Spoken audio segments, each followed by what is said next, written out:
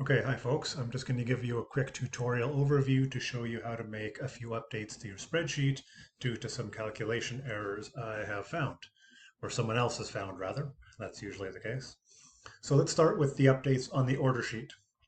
I'm on the blank version here, and I have what would be your version open on another tab here. So you need the main blank version, to which there's a link in the update email, and then your own version here. So first thing I'm going to do is I'm on the order sheet here. I'm going to go to the left here, right click, and go to expand all row groups. This actually just makes it less likely that there's going to be any errors. If they're not expanded, sometimes that happens. Then I'm going to go over to my version and just do the same thing there. So they're all expanded, and we're going to make sure we're copying everything properly. Now I'm back to the blank version. So the section that we're copying is actually this section on the right, and it's often collapsed because you don't do any calculations here. So you might have to open it up here. And we're selecting columns X through AD. And so I've selected them using the bar at the top here. I'm going to right click and select copy, or you can use Control C if you want. Now we're copying about 18,000 rows of data here over several columns. So it actually takes a second for the computer to do that. Now what we're going to do is go to our version.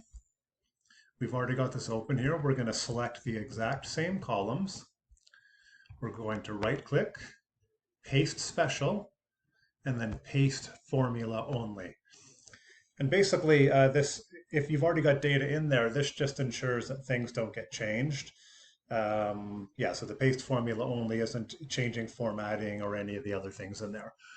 So you can see this is, I've pressed this, but it's taking a minute here because we are copying and pasting so much information that it really does take a little bit of time. So I'm going to wait for these menus to disappear here. And then what we will see eventually is some data or some progress bar showing up here in the, it looks like it's done already actually. Maybe that one happened fairly quickly, which is good. Okay. So we got lucky there. Oh, there we can see it's still happening there. So this just means it's pasting and redoing all the calculations because we're actually changing hundreds and hundreds of thousands of cells there. And so there's a bunch of calculations that take place. So what I'm going to do here is I'm actually going to go to refresh because that often speeds up the process. And I'm always keeping an eye on that progress bar up here. So we can see it's still going. We'll give it just a second here to see if we see a change. And not quite, so I'm going to just refresh it again. Usually a couple refreshes does the trick. What we usually see is a change in this bar is that it'll sort of get small and then work its way back up as it finishes up the calculations there. That's kind of what I'm looking for. There we go.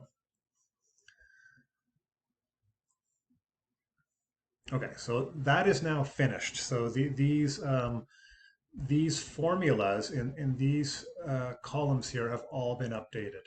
And if you're actively using the spreadsheet, you might notice some changes in some of your tasks and things like that, which is hopefully going to make them more accurate. Or you may not notice any changes at all, just depending on how your data is entered. Now, the second change we're going to do is on the harvest sheet. So we're going to go back to the blank version again, go to the harvest tab here, and same thing. We're going to open these all up. So we're going to expand all the row groups. We're going to go to our version. We're going to expand all the row groups. Now back to the blank one here. This one's a little simpler. I'm going to go to the upper left corner here. There's this light gray cell here. And I'm going to select that one and go to copy. And again, it's just going to take a moment because there's tens of thousands of cells that are being copied there. And then I'm going to go, now that's done, I'm going to go to my version. I'm going to select that same cell, right click, paste special, and paste formula only. Again, this way, if you've got some data in there, there shouldn't be any, this shouldn't disrupt things at all. And so it's going to go through and make those changes. This sheet isn't quite as big as the order sheet, so it should happen a little quicker, but there is still a lot of calculations to be done. So again, we're waiting for this menu to close. What often happens is we start multitasking and doing other things, and that can really slow things down as it is here. So we're going to continue to wait on that. These are very, very big changes to the sheet, so we're going to be patient with them. So we can see it's actually saving up here on the top, which is good. It's kind of one, and then we see our progress bar coming back here. So again, it's just taking some time for the, so now it's been saved to drive, and we see the progress bar here has changed, so we don't even need to refresh this one. And there we go. So now both our order sheet and our harvest sheet should be updated. If you see, it's not a bad idea to sort of, you can close some of these and sort of scroll through to make sure you don't see any error messages or anything. If you do, as I mentioned in the tutorial or in the written part in the update email, is to make sure you've made, and I should have started with this, you've made named your current version. So that way, if there is an error, then you can easily go back and just get back to that other version. If you go to version history, your previous version is actually still going to be there.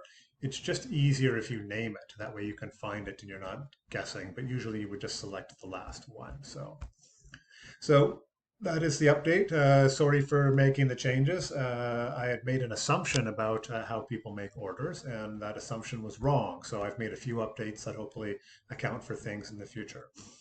If you have any difficulty with this, again, if you choose, you can just tag me in a comment. So you can select a cell, Control-Alt-M brings up the comment box, and then you can just type in my email address, make a comment there, and then that'll send me a message and I can go in and hopefully make some changes there. So good luck with that, and hopefully that works for you just fine.